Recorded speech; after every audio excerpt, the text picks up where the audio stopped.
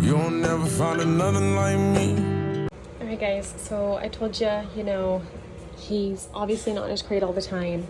And when it is nice out, he is starting to relax and lay outside.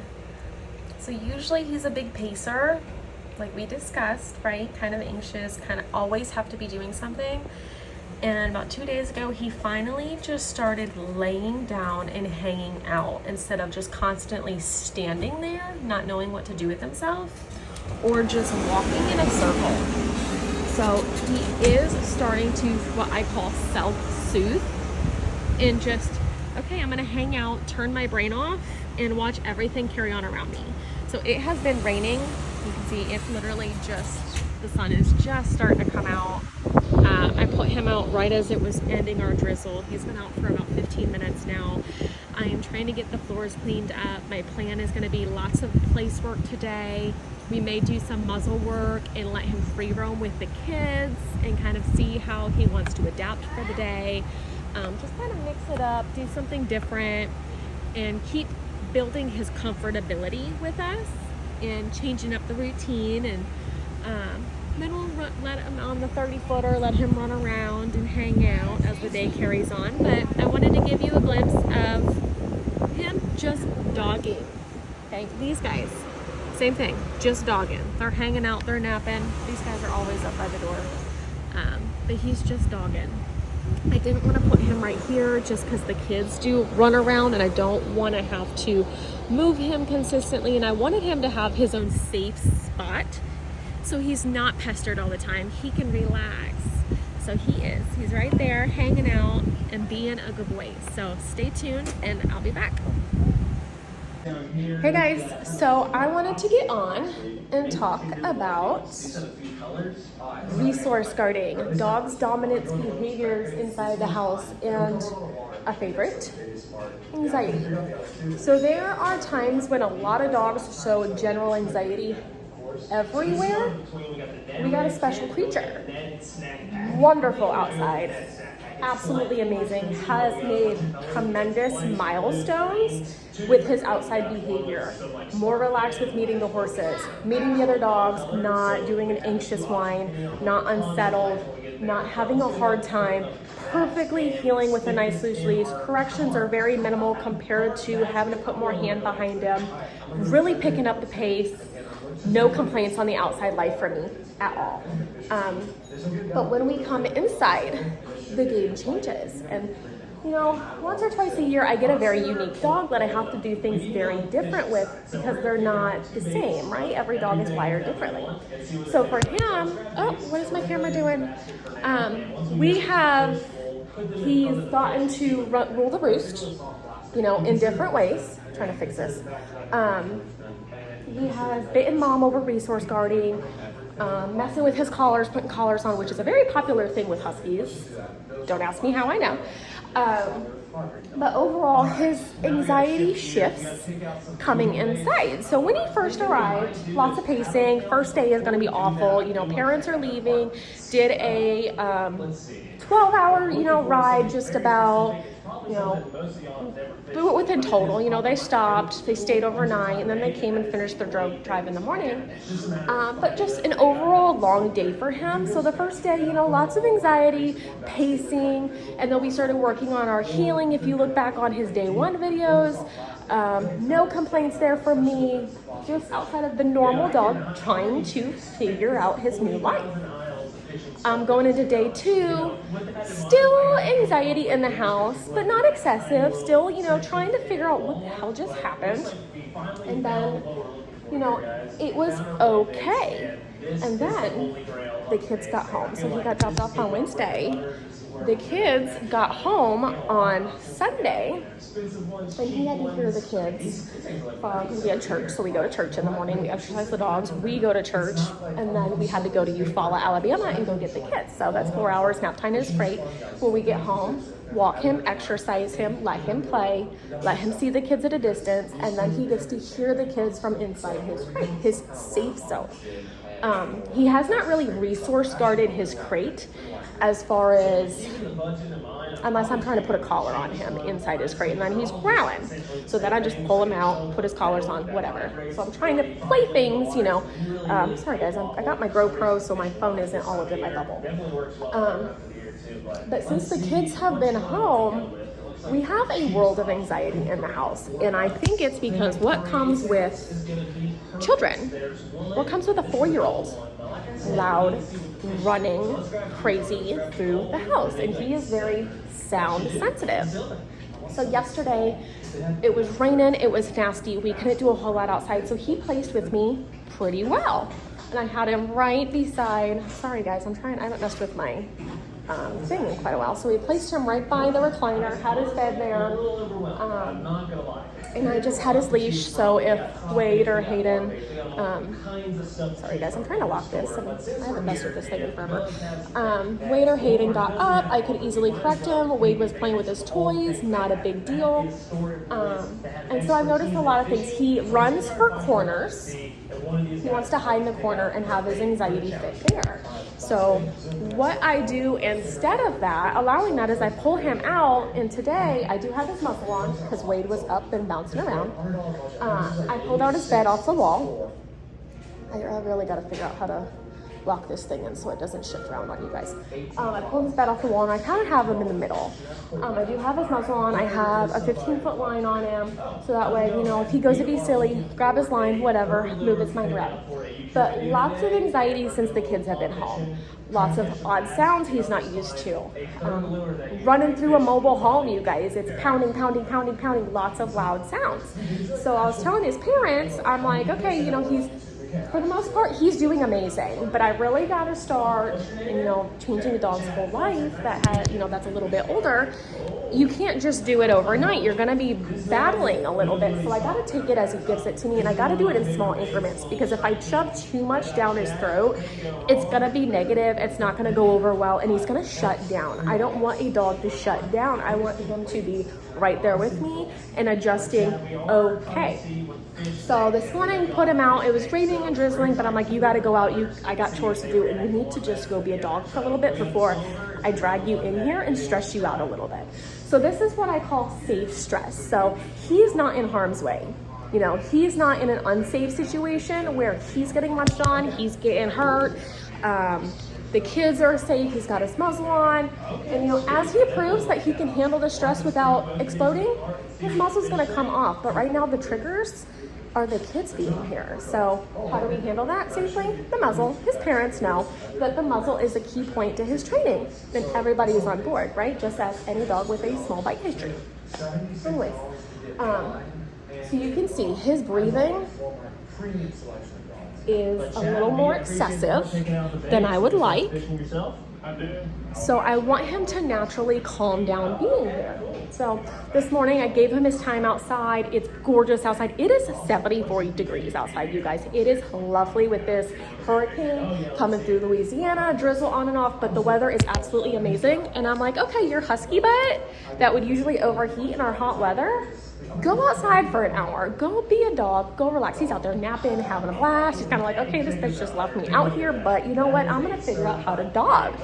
And that's what I want for him. That's what we've been doing every single day. If I'm doing something, because we don't have all the cross fencing in the middle of our property, he's on his cable. He's safe on his cable. He's got room to run around. He's got his water bucket. I'm paying attention to him. Okay, you can come in for a little bit. We work. You take a nap in your crate. Okay.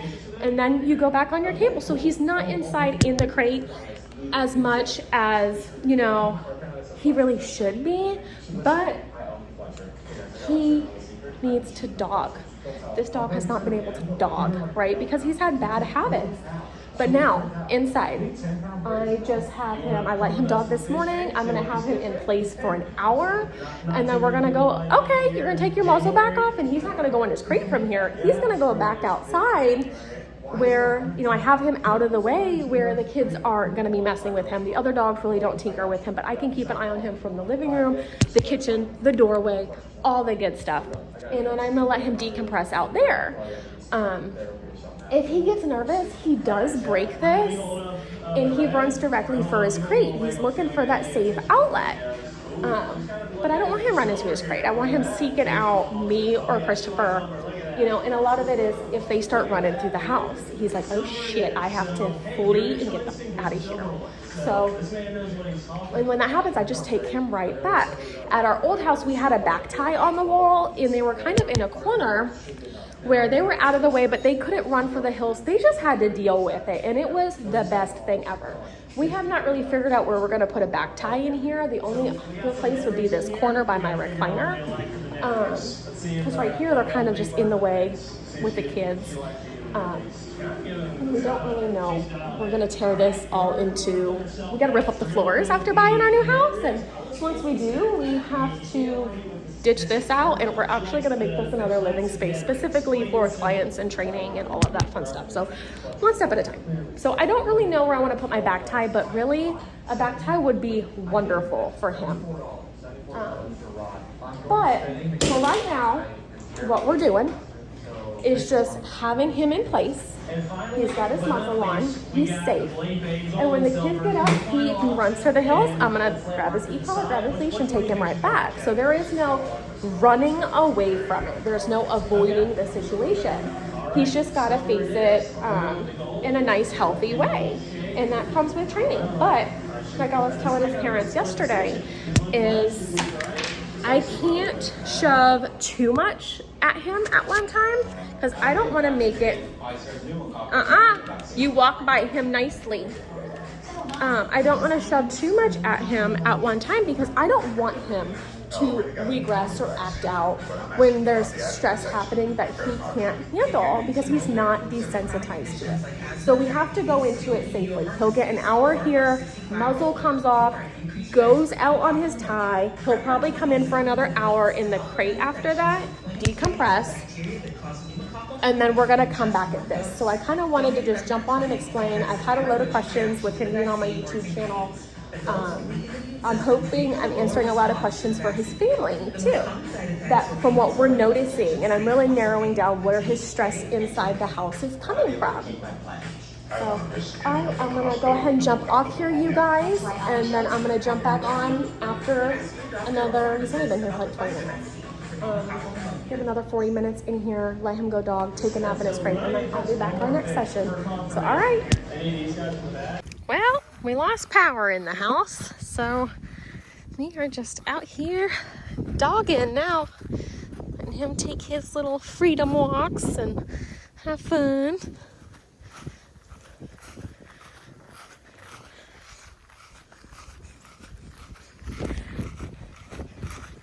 So finding a balance of structured time and free time is definitely one you gotta try to find that fits the dog and the household. Limiting, a normal dog that is just happy-go-lucky, great all the way around, doesn't push boundaries, doesn't get sassy or dominating or possessive, resource guarding. Those dogs typically have no problem having access to couches and all of that good stuff.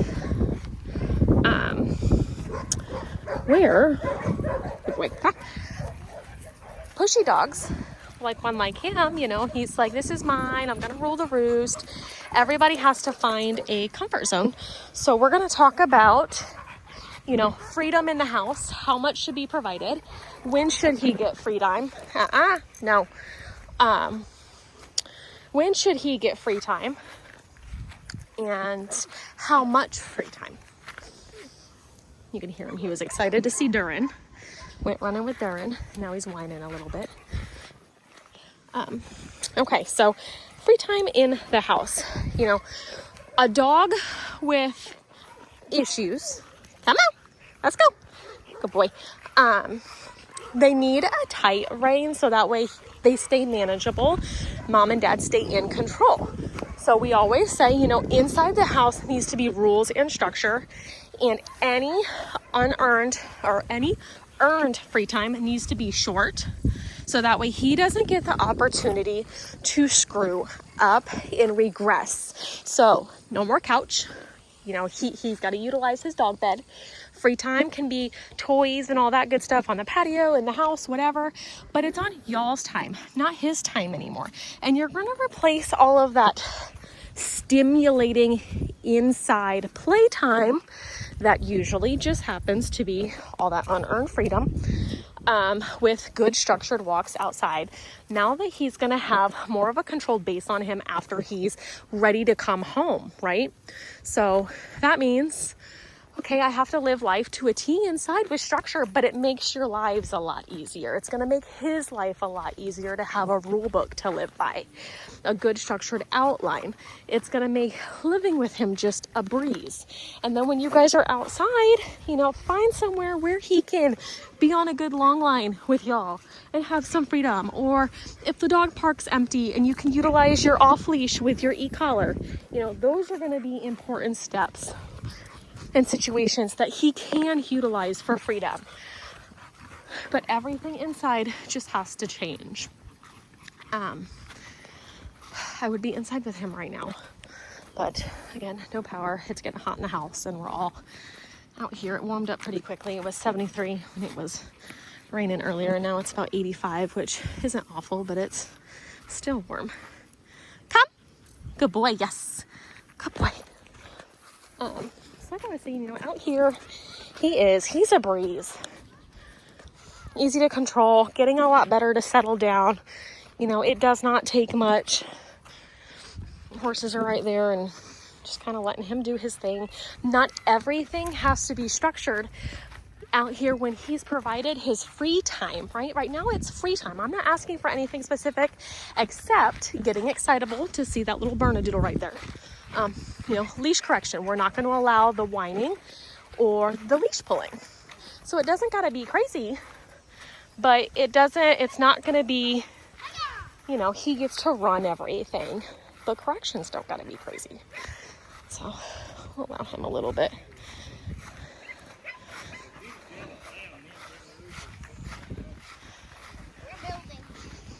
Yeah. What? Come. Good boy. Come. Good boy. Yes.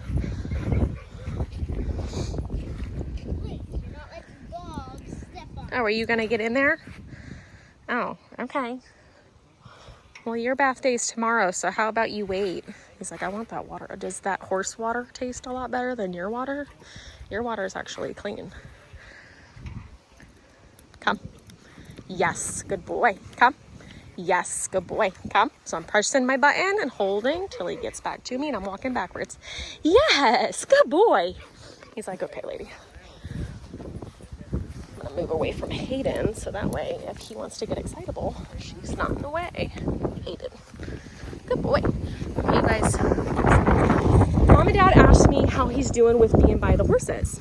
And obviously you see, even with a little bit of free rein, minimal control there, just working basics, you know, fine-tuning that mental state, not allowing him to access excitable things with an excited mental state is a big deal. So if he was like, you know, pulling on the leash, getting overly excited, kind of amped up, then we're not going to go into a populated area with that mindset, such as people, restaurants, dog parks. We wouldn't go up to the horses with that overexcited mindset either. But you can start learning and entering safe situations with a nice, relaxed mindset. Boy. So I'll probably give him a bath in the morning, and then we will head into town probably in the afternoon. He's like, oh, what? The only thing that bugs me is if, you know, he does get excited. I don't want the kids in the way. Come on, good boy. So again, I'm not asking for anything strict or structured. Come on, you can't like that horse water a lot better than your clean water. Good boy. But I am asking him right now to just mind his P's and Q's. It doesn't have to be perfect, but we just want him to be manageable, right? So e-collar in hand. I don't need him to be in a perfect heel. Come on. Good boy. Oh, do I got your arm under there? I do. Come here. Now we're getting all tangled. It's the only downfall to these long leashes. Good boy.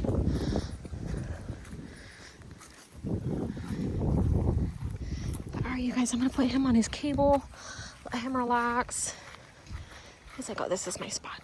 This is my spot where I watch and supervise absolutely everything. He's like, oh, okay, there's my water. I don't like my water as much as I like horse water. All right, you guys, I'll be back.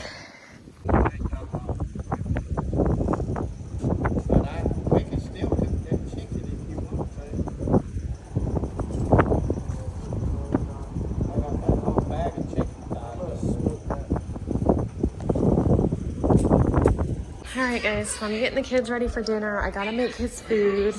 So I'll show y'all how I put his food in his crate, which is very typical.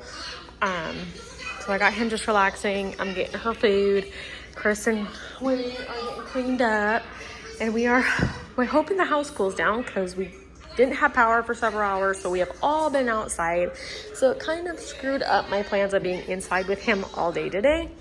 But we're just ending the day right now since everybody's going to be up here. He's going to be right there and not a whole lot of mingling for a little bit until I get everybody's dinner done. So, all right. Bye. I'll be back. All right, guys. So I am going to get his water bowl. I got his dinner treats ready. I got his damn brushing away. So I mixed some of the Fresh Pet and the Farmer's Dog and bacon grease. And we'll see how he wants to eat dinner tonight.